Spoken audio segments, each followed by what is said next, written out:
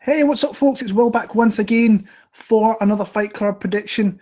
We're going to be breaking down UFC Fight Night 145, UFC Prague, UFC on ESPN +3, whatever you want to call it. As the UFC make the first trip over to the Czech Republic in Prague, an event I was planning to go to, eventually didn't go. I'm not going to, sorry. Really wishing I am going to, because I think it's a solid fight card, and I was getting itched to get back to another event. So yeah, I'm looking forward to kind of breaking this one down for you all here. Please like, comment, subscribe. I appreciate every one of you that do that weekend, like give me a thumbs up, that comments on my channel. I've been struggling to kind of get back to some of the people that are commenting. I'm going to try and make sure I get back to all of you in due time. I'm sorry, I'm finding it kind of busy, and then I'm trying to look at more fights for Bellator now, so it's just taking a little bit more time to do all that. So I apologize if I don't get back to you, but we're going to kind of get into this fight card very, very shortly. Just a thank you, as always, just for the likes, comments, subscribes, and the support. It's just means a lot to me. Thank you very much.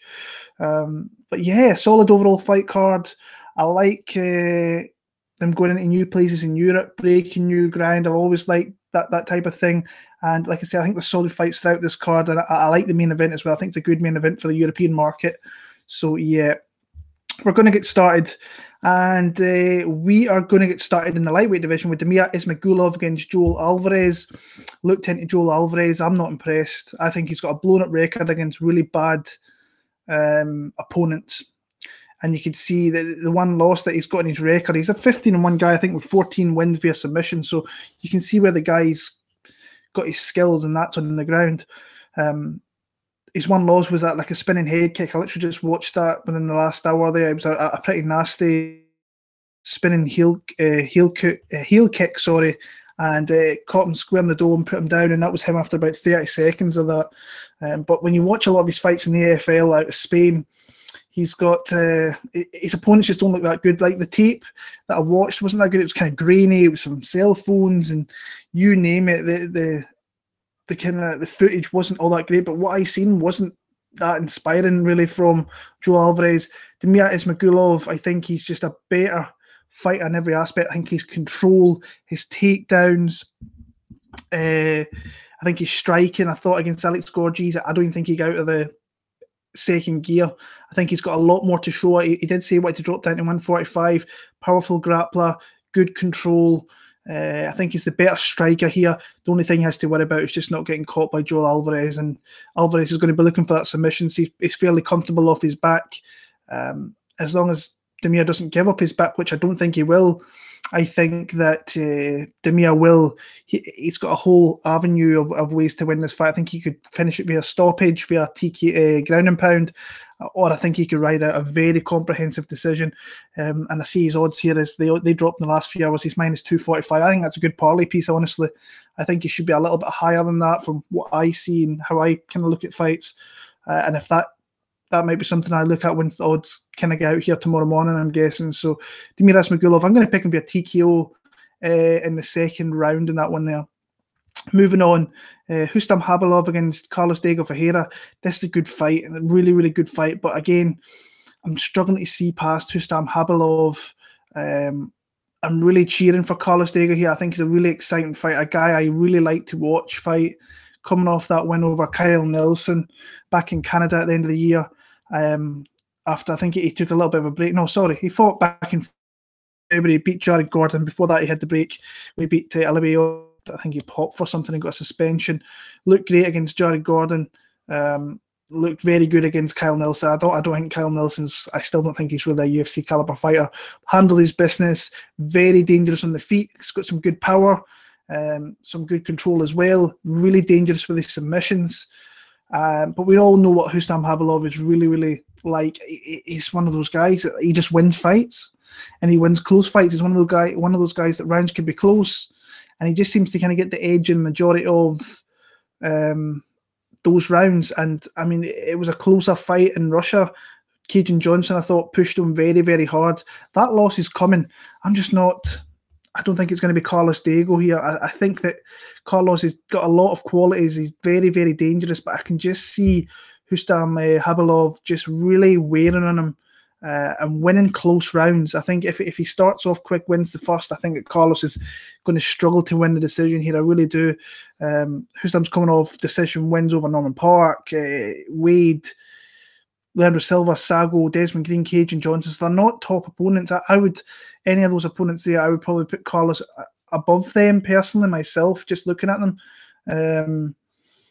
As I think he's more dangerous, especially like over your Cage and Johnsons and your Desmond Green. I think he's got more finishing ability than what those guys have, Sago, Silva. So yeah, I think, I just think that Hustam's going to win a close round here. I think the rounds could end up being close, but I favour Hustam Khabilov to win those type of rounds and win those type of fights.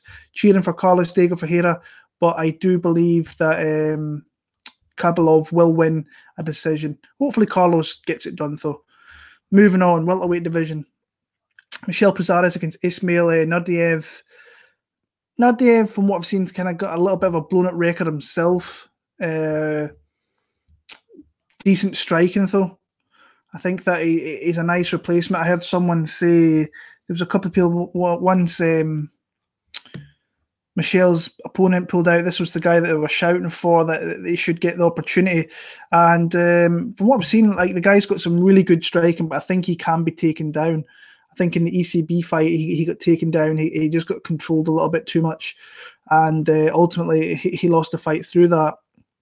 But this is a clear step of an opponent from anything he's ever faced before. Anything at all coming out of Austria. I mean, his last guy was 15-6. The Valentinov one was 19-5. So guys with fairly decent records. So they're not cans by any stretch of the imagination. His loss was to a 17-5-6 guy. I think I believe it was Benny Alloway, who's a veteran kind of the British scene, or comes from Australia and so on. So the guy's got really nice striking, really nice tight knees. Nice combinations, very kind of flashy with his wheel kicks and spinning back kicks. I just don't think it's going to be enough against Prazeres here, who is the guy is just not really being stopped at the minute. Now this is the type of opponents he's kind of been facing, not to the level of Naurdiev, but wins over Gilbert Burns, Burtman, Burnell, Desmond Green, Zach Cummins.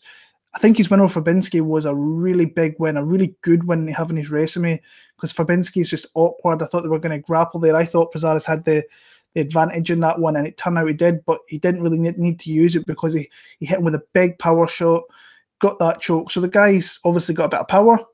He's got submission skills. He's very top heavy. If he can get you down, I think Naurdiev's going to be in a lot of trouble here. I think that Naurdiev's going to throw kicks, and it's just going to open up Prazeres to grab one of them and take him down. And once he gets to the ground, I don't see him getting Prazeres off him. I see Prazeres working and moving and passing guard and just getting a submission, if not a TKO finish. I like Michel Prazeres to win the fight. He's actually the guy I really like watching fight. Just because he's not overly that big. He's up in the big man's division, and he's just went up there and he's given a good go up at 170, even though I think he should be down at 155 if he could just lose a little bit of muscle mass, and I think he would make 155 fairly convincingly. But yeah, I like Michel Prazeres there to win via submission. I'll go a first round submission from Michel Prazeres there. This is a great fight. This is one of the fights on the card I'm really looking forward to. Damir, I was going to say the Bosnian Bomber there. I think his nickname's still that. I thought he maybe changed up a little bit. But Damir, the Bosnian Bomber, Hadzovic against Marco Polo Reyes. Ooh, this is a good fight. This is a really, really good fight. And I just see these two guys standing and banging. That's what I initially thought. And I still think that could play out that way. But I think that one of the fighters has more of an option to change up, and that's Damir Hadzovic. I'll come out and say it. Like, I think if you've been watching my videos for long enough, you'll know that I'm a fan of Damir. I was a fan before he came into the UFC. in Cage Warriors. I was always a fan of watching him on there. And then he got a really, really, really hard go into the UFC as he faced Mirbek Taisimov, got hit with a beautiful shot. It really was a beautiful, beautiful punch right on the end of the chin, put him down. Marcin Held, I picked him. I think he was a big underdog in that one. I bet him in that one. Clearly, I thought lost the first 2 rounds. And then 10 seconds into the third, Marcin drops for like a heel hook, a toe hold, whatever he was going for. Imanari roll, attempted Imanari roll, and caught the end of Damir Hadzovic's knee and got knocked out pretty viciously. Alan Patrick, I think he fought hard, just couldn't really stop the takedowns. Down in Brazil, just a tough fight. And then I thought he looked fairly decent. I thought he won a more comprehensive fight in Germany. I thought that was a little bit more. I didn't think that was split. Honestly, I thought he won that very, very convincingly. Big power striker. I think that his grappling's improved. Like, it's never going to be his strong suit, but yeah, it's his striking. He does all the damage. Very good combinations with big power. And if you stand and trade, he'll take a shot to give one back. And this is something I think that Polo Reyes might look to do here as well, because we've seen that this guy, he's got power and he's got it in both hands, and he showed it in his last fight against Mark Favola, which was over a year ago now, surprising. I thought he'd been back in between then. Initially caught him with a left hand and then put him down with a right hand in the first minute of that fight. Looked as good as you can look in a minute. I think that when I was watching that fight back, you've seen how amped Matt Favola was and how calm Polo was, and Matt was coming out just being super aggressive, was walking onto these shots of Polo Reyes, showing that he's a fairly good, calm counter striker, and just a guy that you have to be super careful with. Can knock you out with both hands, big power. We have seen both guys put down. Obviously, Taisimov put Damir down. James Vick back in 2017 put Polo Reyes down with a shot in the first round, and he does take a lot of punches. It's the Dong Young Ma fight from UFC 199. He get hit with a lot of shots in that one, but still pull through and a knockout in the third round. This guy can finish you at any time of the fight. Dangerous at any time. I feel Damir is the same. If these guys come out and trade, I honestly have no idea who. I think it's just the first guy to land the cleaner shots will go down. I think as a more well-rounded mixed martial artist, I think Damir he's really yet to show it. I think this might be the fight he shows that he might look to maybe secure a couple of takedowns, make Polo Reyes kind of blow out a little bit, and then I just think that Damir is the better fighter right now. But Polo Reyes, you cannot write the guy off, because if these guys come out swinging, one guy is going to go down, in my opinion. I'm going to go Damir Hadzovic, and he's one of the guys I'm actually thinking about betting as well. I've got a little list of guys I would like to bet this week. And Damir's one of the guys that I think he was plus 140, I want to say, in the last 45 minutes, which is a little bit crazy to me. I thought he was going to be the favourite in that one there, but looking now, yeah, he's plus 110, so the money's come in on him since that plus 140. I like him in this spot, but it's a super dangerous spot. I realise that because if he trades with Polo, he could wake up looking at the lights. But I like Damir Hadzovic in this spot, and I've got him via a TKO round number 2. Moving on, Veronica Macedo against Gillian Robertson. This is a tough one for me. I did the MMA Huddle podcast last night, and I made some picks on there going back today and watching fights that I maybe wouldn't have made if I had the opportunity to watch more fights. And this was one of them. I think this is, it's not my place to say, but it's fairly low-level women's MMA. And both girls, like, you can see by the records, they're very, very green. Veronica, you've seen how green she is in the UFC. Gillian, I still think, is super green in her career, and is... I mean, they're both young girls. I think they're only like 23 years old, but they're both very, very green fighters. But they've kind of faced other green fighters. But I think Veronica has faced, I want to say, the better girls. I know that Gillian,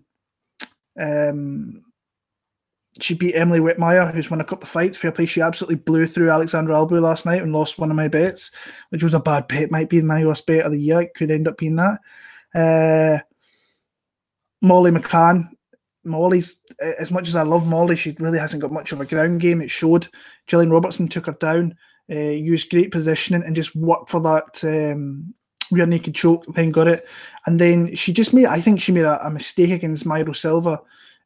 She was on, I think Silva got injured in that one at the end, if I remember right. She couldn't really walk. She got caught up against the cage and just couldn't get out and got caught in the armbar with a couple of seconds left in that first round. So she's very opportunistic. Trying to take the fight to the ground. I think that's a spot where she'll try and get Macedo to get her to the ground. But I think Macedo's dangerous down in there. I think both girls are really kind of, I don't want to say they're green on the ground. I just don't think that they're great. I think the jiu-jitsu is I think it'll be kind of similar. I think that Robertson might be the stronger girl, but I think when it comes to the ground, I think Macedo's just a little bit more dangerous. But I'm not sure. I watched an interview with John, who I do the MMA Huddle with. She did. This was only a fight that got put together a month ago, and she did have her camp. She did 2 weeks at ATT, and then she did her last 2 at Rufus Sport. So I'm interested to see what her game plan is going to be, because I still think no matter if she tries to keep it in the feet, she'll end up going to the ground. I think Macedo is dangerous on the ground. We've seen Andrea Lee take down Macedo in her fight last time out. I thought she fought hard on that one, was just outclassed. We've seen that Andrea Lee's actually, I'll put my hand up, I was not, even though I've been a fan of her for a while, I didn't think she was going to be that great, but she looks like she's improving. She looked very good last night against Ashley Evans-Smith. This is an interesting one to me. Initially, I was on Gillian Robertson. I've changed my pick, and I'm actually going to go with Veronica Macedo. And I think she could actually stop Gillian Robertson here. Or it could be a very close fight over 15 minutes. I think both girls will have spots in the fight where they'll have opportunities to see if they can maybe finish it. I'm actually going to go Veronica Macedo to win via submission. I think she's going to find a triangle or something. I've just got a funny feeling for her in this fight here. I've picked against her. I picked her in my for first 2 UFC fights, and it's came back to kind of bite me in the backside. So I'll try again. But I think this could be.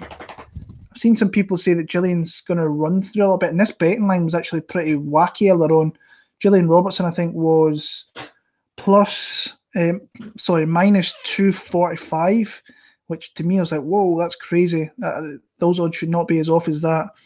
I'm going to go Veronica Macedo. I'll go submission, round number 2, maybe early round number 3, but that's kind of where I'm seeing that one going. Featherweight division, Daniel Teymur against Chris Fishgold.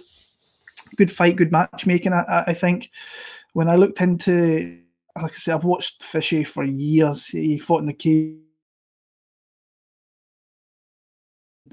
You've seen what the guy's all about. He's getting the fight to the ground. Very strong guy.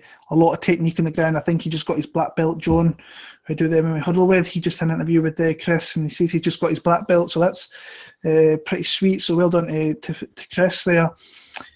Tough UFC debut. In fact, I think both guys have had tough UFC fights. Daniel Teymur came in against Danny Henry in Glasgow. It's never a spot you want to do, going to someone else's kind of hometown. Looked great in the first round. It kind of stuck to gas a little bit. Then the size of Danny Henry really took over. He was landing some punishing strikes. Lost that one. Then faced a very tough fight on Julio Arce. And I thought he looked all right. But I thought that Julio was just a clear level or two ahead. Got the submission in the round number 3 there. And then he's got another tough fight here against Chris Fishgold, who he made his UFC debut back in Canada, I think in October. Tough fight himself. He had Calvin Kattar. Started off really well, got the takedown, was looking to kind of work to the back, and then he started getting pieced up. Daniel Teymur, I don't think it's going to piece him up. I don't think he's going to actually stop takedowns. I think that there is opportunities for Fishgold. I think he's a stronger fighter here. I think he's the better guy in the ground. I still think that Daniel Teymur got his introduction to the UFC far too early. I think that he should have been out in the European circuit a little bit more than what he was. He was 6-0 when he came into the UFC at that point. Another couple of fights I think could have done him a lot of good. But yeah, I see this fight going to the ground, and I see Fishgold being the better guy in the ground. I see him being stronger. I see him being able to keep Daniel Teymur there. I think on the feet, I think his striking's been improving, but I would give the edge to Daniel Teymur there, who was a national Muay Thai champion way back in Sweden. So he's kind of got a little bit more in the way of striking. I like Chris Fishgold to get it to the ground. If Daniel gets back to his feet, I think I can see him getting taken back down. So I'm going to go Chris Fishgold. I'm going to go submission. Might even go a first round one here as well. First or second round submission for Chris Fishgold there. Moving on, Carlo Pedersoli Jr. against Dwight Grant. Interesting fight. This to me, when I look back at it, is if Dwight Grant can put his hands on him, we've seen that you can put Carlo Pedersoli down. That is the big spot there. You can see Alex Cowboy Oliveira showed that last time out. Caught him with some big strikes, put him down, and yeah, hurt him really bad and knocked him out. And that's what Dwight Grant's going to be looking to do here. His kind of main attribute is his kind of fast hands, his strike, and most of his wins are by KO, puts his combinations together really well. I think he has to show more than he definitely did in the Zach Otto fight. I still had him winning that fight, honestly. But he didn't do enough. Like, it's weird to say. I had him winning. I thought even if he did a little bit more, he would have won more convincingly. Left it in the judges' hands in the guy's hometown. Ended up losing a split on the Dana White Contender Series. A beautiful knockout of Tyler Hill in the second round there. So you can see what he's all about. He's all about his striking, his combination striking. Carlo Pedersoli, I think, is a more well-rounded mixed martial artist. I think he's got more to show. He's got better kicks. I think he's stronger. He can clinch up a little bit better. A little bit unpredictable. I think a little bit more unpredictable than what Dwight Grant is. Won a very close split decision against Bradley Scott. I had him more convincingly than that. Great win over Nicholas Dalby in, I think that was in Gothenburg in Sweden. So that was a big win from there. Got his opportunity. And then, I mean, that's a big step up to jump up against Cowboy Oliveira, who's one of the worst matchups for a lot of people in that division because he's so rugged, so strong, so awkward. And he got caught. Plain and simply got caught. I like Carlo Pedersoli in this one. Just don't get caught. I think if he doesn't get caught, he wins this fight. I think he could win this fight across a load of different aspects. I think he could take him to the ground, control him a little bit there. I think he could, if he's careful with his striking, could. I think that's what he's going to have to do. He's going to have to use his striking to initiate into clinch positions and look to kind of reap the legs out and get single legs and get takedowns from there. Carlo, back in his a couple of years ago, he used the single leg really, really well, but that was against not great fighters. I don't think Dwight Grant is a great fighter himself, but I think that Carlo Pedersoli is just a more well-rounded mixed martial arts. I'm going to pick Carlo Pedersoli via a decision there. Moving on into the main card here. This is a fight I'm looking forward to. Magomed Ankalaev against Klidson Abreu. I started watching fights in this card, I want to say last Saturday or Sunday, and the very first, like checking out newcomers when I see them come onto cards, because it's just fresh eyes on someone I've never seen before. And Klidson was the first guy I had my eye on, and man, was I impressed with this guy. I was really impressed with him. The very first fight that I watched was his loss, actually, to I think it was Bruno Capoloza, way back at Jungle Fights 87 or 86 or wherever it may be. And that's something I always do as well. I always go back and watch the loss first and see what I can take from that and see where they go from that. And he got knocked out in the third round. He got hit with some big shots and got taken out. Rebounded against Leonardo Silva. Close fight. It was a tough, rugged fight. Got him in the third round. And then he went over to Brave, which is a really decent fight promotion there. Won a couple of fights. Faced some fairly decent opposition. Then I thought he made the step up to facing even better competition. Going into Russia. Viktor Nemkov's a guy I've known about for a long time. He's a kind of Team Fedor guy who he's got, what I want to say, 5, 6, 7 losses on his record, but he's got a lot of wins, a decent grappler, decent control guy, can take you down and just win fights through that, but is very, very good with his chokes. Came out in that fight, looked very well, very good in the first round, kind of controlled Klidson. But the one thing that Klidson Abreu is, he's a really opportunistic jiu-jitsu guy. a well-drilled jiu-jitsu guy. You can see that with his straight arm bars, his positioning, waits for the right time for his opponent to move, to throw up his shots at submissions. And that's what he's shown me, that he's a very opportunistic grappler. Very, very dangerous. I think he went up to heavyweight in his last fight, beat Anton Vyaskian, and he's a guy who's he's faced some big guys, Karatonov, Phil DeVries, who's the KSW heavyweight champion. So Klidson went up there and submitted him in the first round. Ankalaev is... I cannot trust Ankalaev. I cannot do it. I think when you look at his 2 fights in the UFC, the Paul Craig fight, he was on the verge of winning that fight. Let's not be honest. But the guy tapped out with a second to go. How he put himself in that position, I will never know. Then he got a kind of softball because Marcin Praknil was not a UFC caliber fighter. The guy's got some of the worst defense you will see. Caught him with a big head kick and followed that up with punches in the first round there in Moscow, the big show that they had in Russia last year.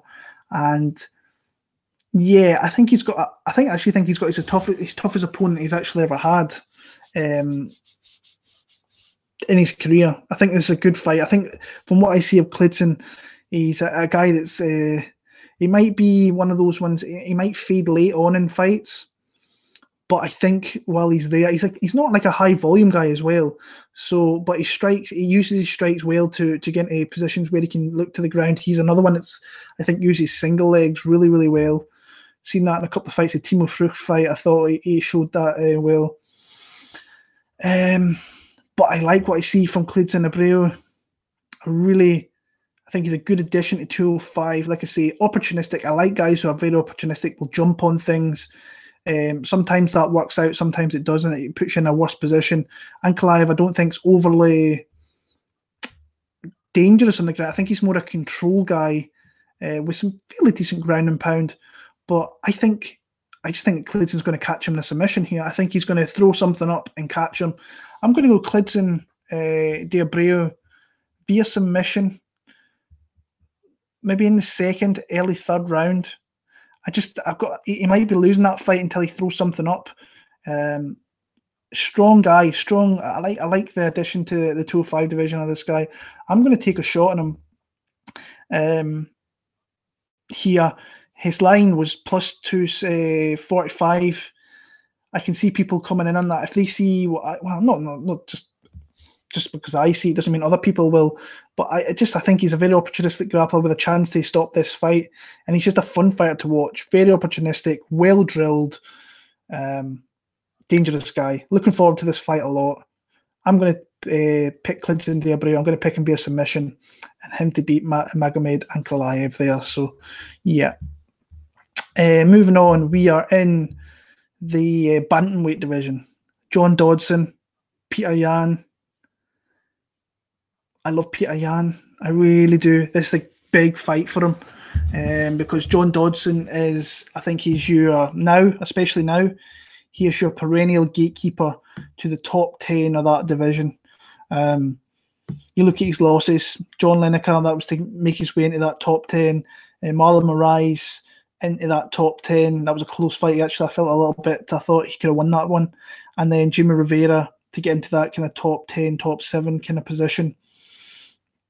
And if you're not ready for John Dodson, he will show like he beat Pedro Munoz, beat Eddie Wineland. I expect him to beat Wineland. Munoz, I thought, had his opportunity. I thought it was a close fight. But I do think he won that one. And he's definitely not the fighter he was, I want to say, 4 or 5 years ago. He's a very low volume guy. Still got big power that you have to be very, very careful of. He doesn't really want to engage as much as he used to. Look to be on the outside, hit and move. As soon as he hits it, he's moving out. He's got some good speed, and that speed's always been there. But he has got the power, and you have to be careful of that. Petr Yan, this guy just fights. This guy's fun, and he wants to fight all the time. He's only been in the UFC for 6-7 months. This is fight number 4. Looked great, I want to say, in all of them. Beat Ishihara, big knockout in Singapore. Tough fight against Jinsu Sun in his second fight in Russia. that was the fight of the night. It was a great back and forth fight. Took a lot of shots. I think I'm looking forward to seeing that son come back, see what he's all about, because I thought he looked good in that fight. And then his performance against Douglas de Silva de Andrade. Oh, he absolutely, Andrade is a tough guy to face, and he dismantled him from the minute that fight started to the minute that he did not want to fight anymore at the end of the second round. He made Douglas quit the corner, listen to the fighter. You could see the demeanor that he had.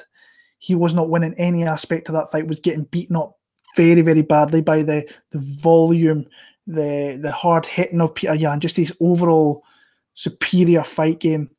And Petr Yan just beat his ass bad. I saw people really high on Andrade that week, and I was thinking to myself, I thought he was in for a tough fight. I thought he was going to take him 15 minutes, but I did not expect Petr Yan to go in there and physically dismantle Douglas de Silva de Andrade. I thought that that was one of my favourite performances in the back end of last year, was that.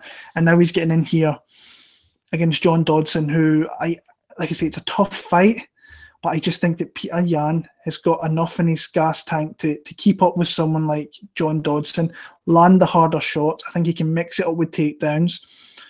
Just be careful, don't leave the chin in there. But this guy's just such a great fighter to watch. I am a big, big fan of this guy, and I don't expect him to win. I think he will win. I think this is you're moving into your kind of elite of this division. If you get past someone like a John Dodson, he moves into this. If he beats John here, he moves into that top 7, in my opinion, of that division. I think I said this last night. I think him against Aljamain Sterling wouldn't be a bad fight to put together. I think Aljamain looks unbelievable at the minute. He looks a revitalised fighter since that knockout to Marlon Moraes, and he completely dismantled Jimmy Rivera. I did not see that coming last night, but props to Aljo. I'm a fan of Aljo. But I think that's a fight I like to see. Petr Yan against Aljamain Sterling.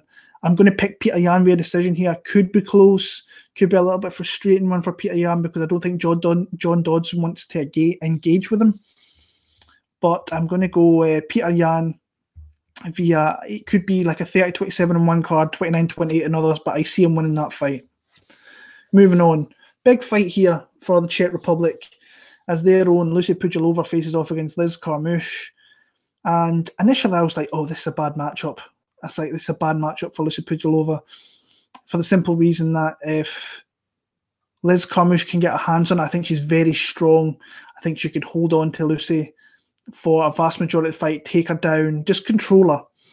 As the fight's got closer, I've kind of refrained on that a little bit. And I think that Lucie Pudilova is, first of all, she's a fun fighter, so much output, never gives up on herself. It's just dogged. It's a dogged fighter. Great fight against Irene Aldana last time out. Fight of the night at UFC 228.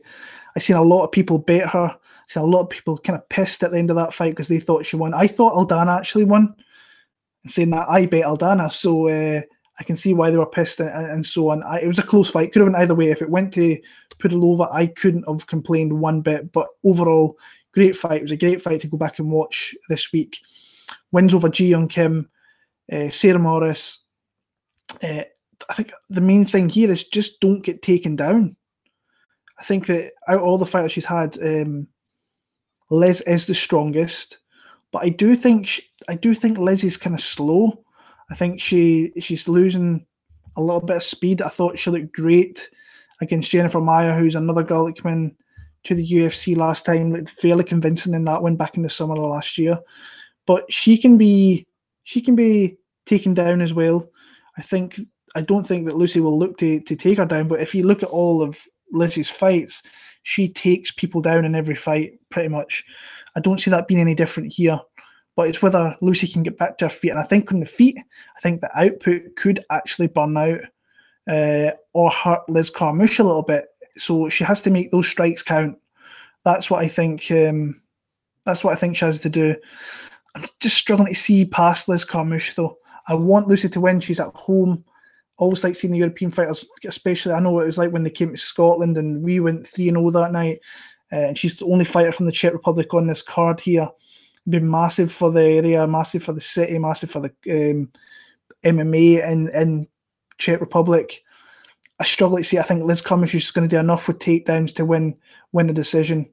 But I'm not ruling out Lucie Pudilova, actually. I think she's got a fairly decent opportunity if she can start off fast, land some strikes fast. I'm going to go Liz Carmouche, fair decision, though. Moving on, Gian Villante against Michael I've been struggling with this for the last few days. Oleksiejczuk, who's making his return to the UFC after his fight against Khalil Roundtree got reversed to a no contest after he came in as a massive underdog. I don't know what these odds were for that fight. In fact, let me check. That's kind of intriguing me a little bit. Where are we? Khalil Roundtree. So he was as high as 320, plus 320 in that fight, and came through, closed at plus 240. Looked very good in that fight. Survived the initial barrage of Khalil Roundtree, then just really outfought him, outworked him, took him down. Did not give Khalil the opportunity to hurt him and look good. But then obviously he went and popped for whatever it was. Got himself a ban. First fight in, I want to say a year. Just probably a year, maybe 14, 15 months, whatever that is. But looked decent in that fight. And like I said, I think he's, looking at him, 6 foot, he looks like a natural 185er. Definitely. But he looks like a kind of workman kind of guy. He's a tough guy to look good against. Seen him on the regional scene with I don't want to say it's the best of opposition. He's been beating guys 7-1. So guys kind of around similar records of his, apart from a couple of guys who like a 34 with 42 losses. A few of them is 8-5s. I think this is a better fight against, I don't want to say a named guy in Gian Villante. He's a kind of a guy that will always be in probably round about that top 15 spot. Gian Villante, I think, he's got some decent striking. I don't think his takedown defense is that great. I think it's his first fight, I want to say, fighting. That's a lie, because he fought Shogun, didn't he, down in Brazil. Is going to sit outside of America. Sometimes he looks good. Sometimes, really, actually thinking about it, does he really ever look good? Maybe against guys like Saparov, Parosh, but anybody he faces, anybody with any quality, like a Latifi, Shogun. I don't want to say Patrick Cummins has got a lot of kind of qualities, but he's got wrestling there, and he showed that in that fight. Gets hit a lot, hits a lot of guys. I still think that, actually, looking back at that fight, I thought Ed Herman actually probably should have got the split decision over him. Very close fight, could have went either way. I think the main thing for Michael here is he wants to try and take this to the ground. I think he's got a better gas tank, and I think that his route to victory is tying Gian Villante up and don't get hit with the strikes, because Gian can crack. He can hit very, very hard. Over 15 minutes, I think it's going to be a tough slog. But I see this fight being close. I think this is a big fight for Oleksiejczuk to come back to. I can see takedowns, but I can actually see maybe Gian Villante hitting him with some shots and using that experience that he has. Don't want to say the experience that he's got he's got a lot of fight time. If you look at his last 4 fights, I mean, he's been there for over an hour, all split decisions, either win or losses. Been around the UFC for a long time. I'm kind of struggling with this one. Initially, I was on Michael. Kind of changed that. I'm going to go. It's going to be one of my least confident picks, but I'm going to take a shot on Gian Villante here. I'm not all in this Michael Oleksiejczuk already. He only beat Khalil Roundtree. Khalil Roundtree is not great in that division. He's not one of the great fighters. And Gian's in that kind of bracket with me, but experience, been in there with far better guys than what Khalil has, Michelle has, Michael, I should say, with your OSPs and your Corey Andersons and Pat Cummins, Shogun, whatever you want to say. They're better than anything that he's faced before. I'll go Gian Villante. Smelly decision. Could go either way. Not very confident, but I'll take a shot on Gian Villante there. Co-main event of the night, we have Stefan Struve, Marcos Rogério de Lima. Kind of struggling with this one a little bit because I am going to pick Marcos Rogério de Lima, but I've just got this funny feeling that Stefan Struve could catch in a submission because de Lima has gave up submissions in the past, and I think this is where he could bulldoze into someone like Stefan Struve, take him to the ground, but then get caught with the long limbs, and that's what I'm kind of a little bit worried about. Stefan Struve to me looks like I don't want to say a short fighter, but he's taken a lot of damage. He's been fighting in the UFC for nearly 10 years. I think it's this week he's fought in the UFC for over 10 years from being 20. Took in a load of damage, a load of fights, fought the best guys in the division from your GDS, Overeem, Hunt at the time, Volkov, you name it, Bigfoot. He should be beating guys of this caliber because Marcos Rogério de Lima is not good. Cashed him as a big underdog against Adam Visharek last time out, which was really, really nice.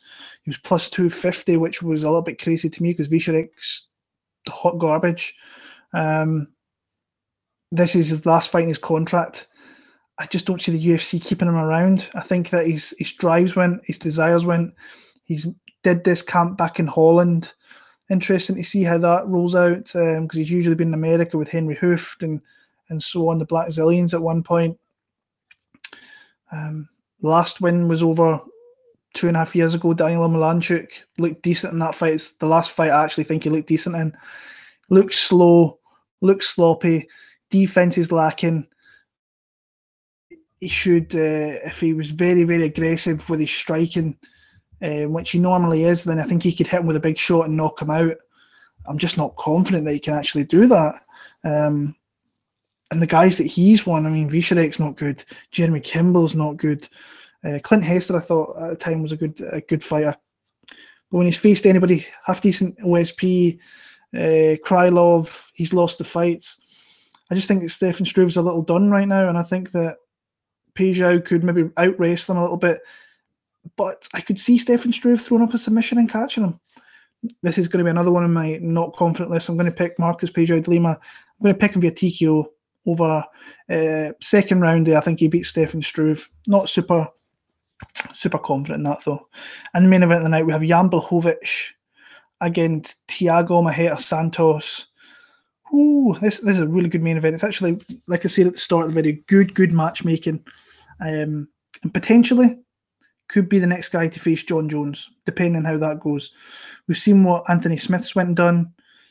Came into the 205 division, stopped guys, got his opportunity. Thiago Santos is come into the UFC 205 division, stopped guys, looked devastating in doing so. It's like last 6 months have been awesome. I think he fought like 5 times last year, which is pretty awesome to do at any time. 4-1 for that run of the 5 fights with wins over Anthony Smith, Kevin Holland, Eric Anderson, that war with Jimmy Manuwa. I mean, he came out in that fight and did not give 2 shits and was throwing some wild shit in that fight as well. I mean, he was throwing spinning kicks. He was throwing like not flying hook kicks, but just like weird looking kicks and just throwing massive power shots. He got hit with some strikes. I thought that Manuwa actually did well to maintain his composure in that fight and get hit with a lot of shots and managed to even get into the second round. In that second round, the first 40 seconds, he came out uppercut and then the follow-up punches was sick. And that I don't think that's his strong point, it's his hands. His kicks are his strong point. Heavy leg kicks. We all know about his high kicks. He attacks the body, he can fold you with one kick. He's that type of guy. He did it against Anthony Smith. He did it against Jack Hermansson. Caught Jack Marsham with a spinning heel kick. Guy's one of the best fighters in the UFC to watch right now. And he's against a guy in Jan Blachowicz who looks a totally different fighter from a couple of years ago when he lost to Patrick Cummins, I think it was. I thought he was done at that point. I thought that's not... he'll be maybe a top 10 to 15 guy. That's all he'll ever be. The guy's put himself right outside or in amongst the top 5 in that division. Went back with his old coach, which was a big thing for him, and he's looked great. The Devin Clark fight was getting kind of held up a little bit there, caught him with a beautiful submission. So Jared Cannonier, I think, it's a good one to have in your record. Jared's went down in there.